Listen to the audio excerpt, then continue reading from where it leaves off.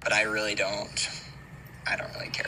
Secret Lives of Mormon Wives has many cautionary tales. Zach is a big one. Zach is married to Jen Affleck, who she says that she's the new Jenny from the block. She's the second cousin of Ben Affleck. However, she is the sole provider in their house because he's going to college, he's going off to medical school, and he's got that pesky gambling addiction. Yo, I swear to God, there's like one member of my family that I could ascribe to every single one of these situations. I have no contact. Will you just clarify what's going on? Sure. It's not that I don't really like your guys' husbands. I've just never hung out with them like outside of certain settings. He just doesn't feel like he personally knows you guys. But you're the mom, so you should have the same. Before we really get going, please keep in mind the community that these people are coming from, and that does color things a little bit differently, so we're working within that framework with everything I say. Cool, let's continue. The first sign you get that my dude is not Mr. Cooley McCoolerson is that he's like, no, I don't want them invited, so they're not being invited, even though they're like, aren't we friends with your wife too? That sort of thing. However, I mean, realistically, no, none of these women are friends. It's all about a mutual beneficial business agreement. I'd call them co-workers way before I'd call them friends. But he's like, no, you're not coming. That's not a thing. Then they go to Vegas. I didn't even know until I got here.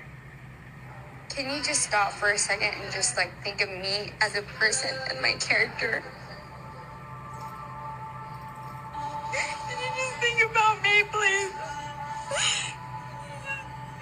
I did nothing wrong in this situation. So she's taken to Chippendales by the other girls because they're in Vegas and they're going to go see a show and all of this stuff, right? And her husband flips. The husband who is actively feeding his own issues because he's going to stay in the casino until 2 or 3 in the morning gambling with $2,500 that she gave him because he's a student and she's supporting the entire family. Oh, that was the other thing I almost forgot. His parents gave him money for them to live on so that he could make it through school and everything. He gambled that too. It's like he doesn't want to be married to me if I do stuff like that.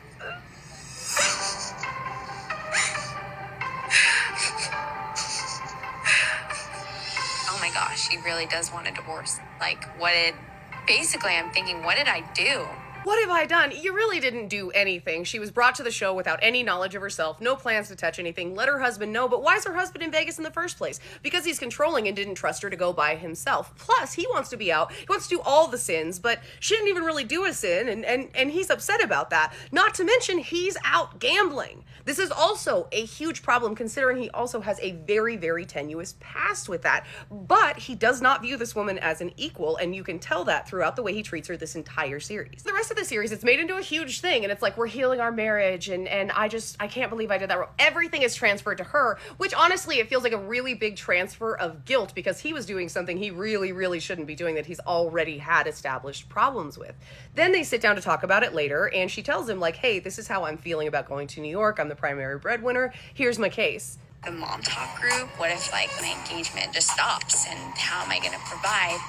Mom talk, that is important to me, and I do feel like I've established that here.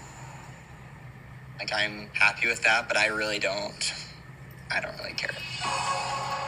He does not sugarcoat. He tells her straight up, I don't care about your career. Even though, bro, that money you were gambling, that came from her career, but she tries to rationalize it. And like, this was actually kind of hard to watch because like, been there. I think the reason why I have a really hard time communicating my feelings towards Zach is I feel like his first reaction is to fight or share his opinions than to support or validate me.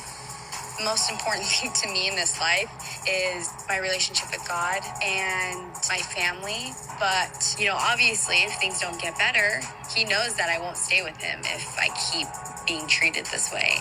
I've been there, and so I don't judge people because you say it with your whole chest, and in that moment, you really mean it.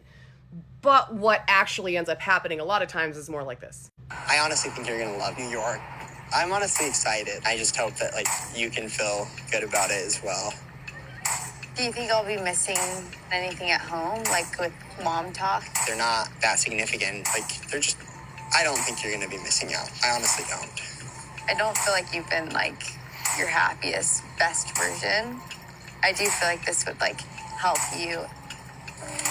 You say those things with your whole chest, and you mean them. And then you're coerced into other stuff, and you quit mom talk, and you move to New York City. Tale as old as time.